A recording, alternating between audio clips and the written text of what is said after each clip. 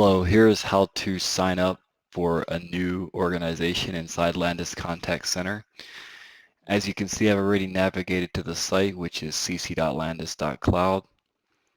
There is a sign in with Microsoft button that is for if you're coming back to your existing org. There is a new organization button if you're creating a new org, and these are below here are language selectors if you would like to choose something other than English. So today we're just going to choose new organization. Sign in with Microsoft, which that account is already signed in, so it'll bring me right to the org sign up page. And here I will put the organization name that I want to choose. This is unique and this is permanent, so keep that in mind. Display name I can put here. The display name can have spaces. Obviously this is going to be the permanent admin email as well. That can't be changed after you create your org, and then you'll choose your region. So North America means that your data will be stored in North America, and EMEA means your data will be stored in the EMEA region, which is Europe. I'll choose North America and submit. Let that save. And looks like my org has been successfully registered, so I'll click here to sign in and sign in with Microsoft. Okay, so we're inside Landis Contact Center. Now the first thing you're going to want to do when you get inside is grant some permissions. So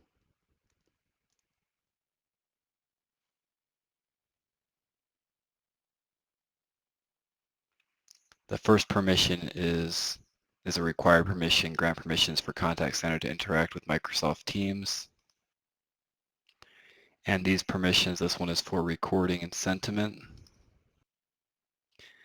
And this one is for the Teams Config API, optional. This is only needed if you would like to create resources account inside Landis Contact Center.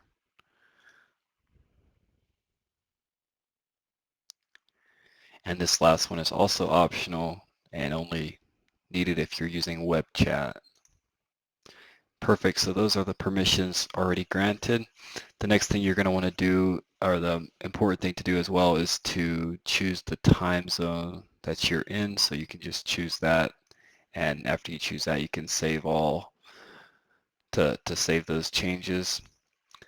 You can also put a time zone in here. If you come to the profile and choose my settings, you can also make sure you have the same time zone set here that you have set there in the admin settings. You can change the language here as well. Perfect, so that's basically all you need to do to get yourself started. Now, perhaps what you would want to do next is add users, and we've already granted the permissions to allow adding users, so we can just go to the users page under configuration. We can add, and we can choose an AD user. So I'll just search Alex here and add him. So now we have a user here named Alex. That's simple as adding users. I'll just go over a couple things. So obviously the home and dashboard page are just places where you can view data kind of as a group. Same for the dashboard. There's no data here because it's a new org.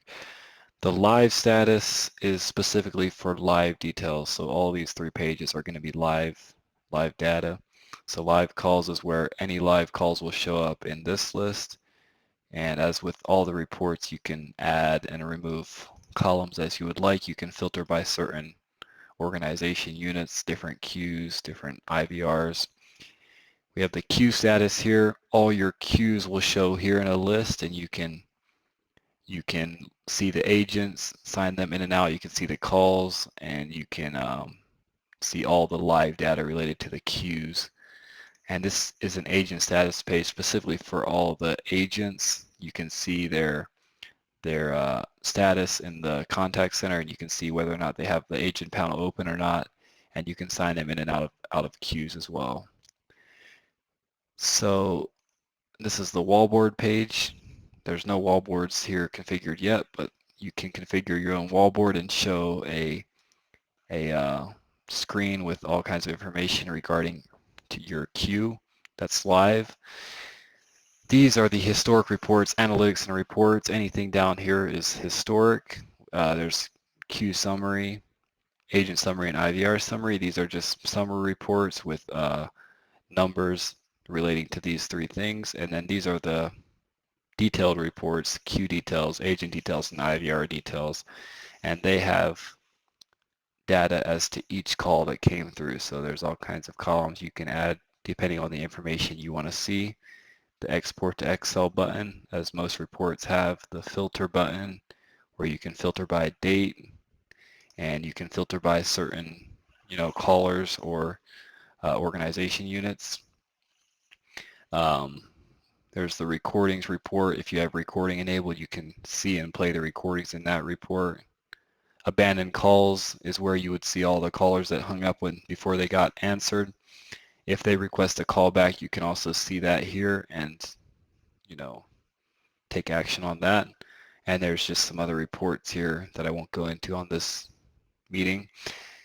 This is the queues and IVRs pages. So if you want to create a new queue, you can come into queues and IVRs and you can add a calling queue. You can also add a chat queue if you're creating a chat queue. I'll just look up adding a calling queue.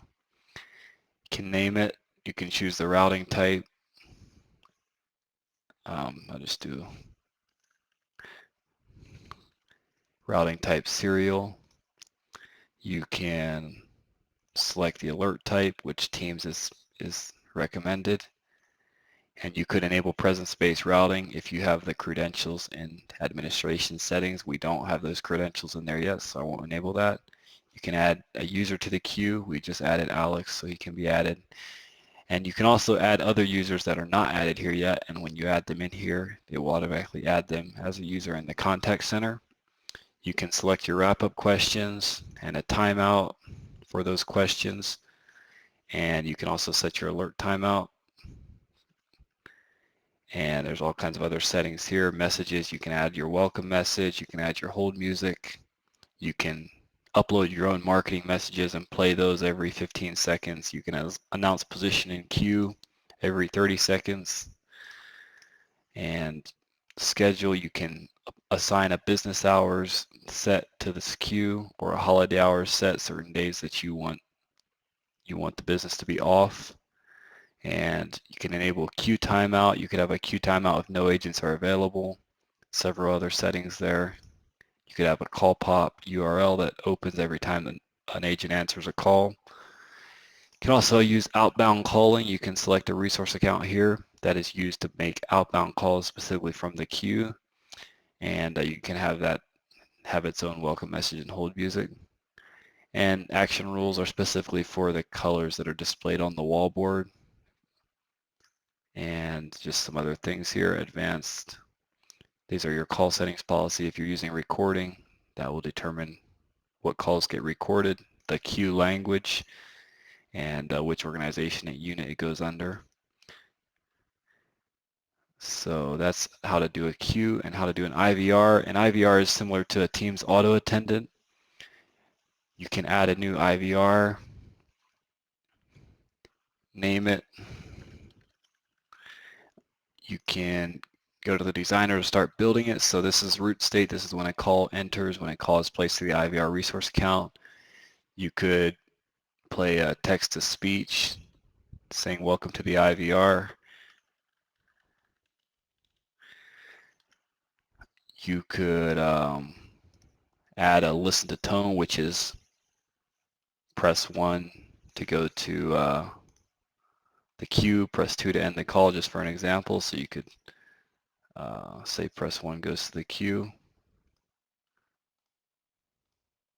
And I don't have any resource accounts tied to them yet, so there's nothing that's going to show there.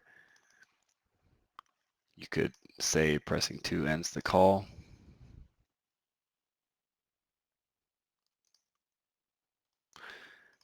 Just there's a lot of options here in the drop down. You can assign a business hour set to this IVR. You can go into a lot more advanced settings as well, and there's documentation on that. So that's the IVR setup. This is where you would go to add your resource accounts, and you could add the information from the team side and just use PowerShell to sync your resource accounts, or if you have everything configured in the settings, you can add one directly from here if you have the permissions granted and the credentials in administration settings. Chat links is also where you would set up a link for your chat bot. The next page here is configuration. So users, where we already were, is where you add users. Skills, you can add skills for skills-based routing. Audio prompts, if you would like to upload marketing messages or new hold music and welcome message files.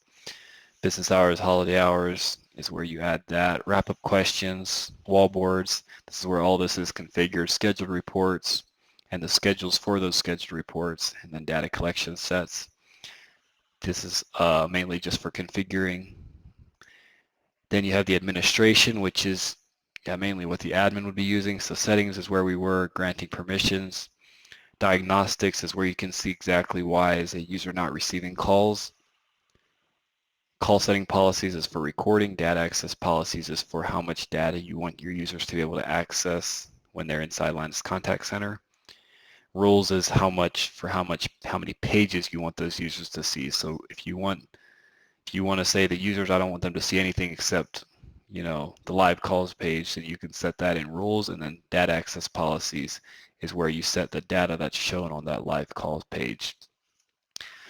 So that's how that is done. And then organization units is an important one. We don't have many here yet because we don't have any queues, but here's the test queue. When you have recording enabled, this is where you can assign the call settings policy to the queue. And then you can add members here, and those members will have a data access policy.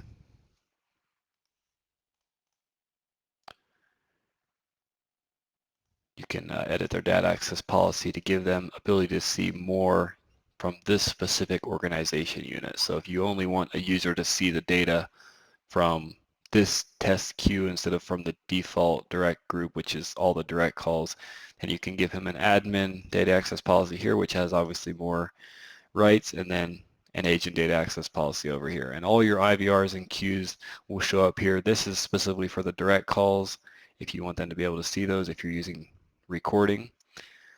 So that's those. If you would like to use presence-based routing, you can navigate to settings and then external services, and you can put in a username and password for a Teams user that doesn't have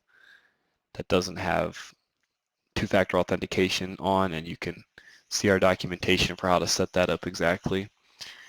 And here you can put another username and password for a Teams API service account to be able to create resource accounts inside Landis Contact Center. And there's just a couple other things if you like to use your own API keys for the sentiment and those things. And one last thing, this is the agent panel button. Your agents will also see this agent panel button. They can click it and it takes them out. Obviously the admin won't be signing in on the agent panel, and he won't have any queues here either. But if your user has a queue, they can see the list of queues right here. They can sign in and out. They can change their agent status to available or off if they don't want calls, and you can configure all these statuses inside configuration. They can pin this, unpin it.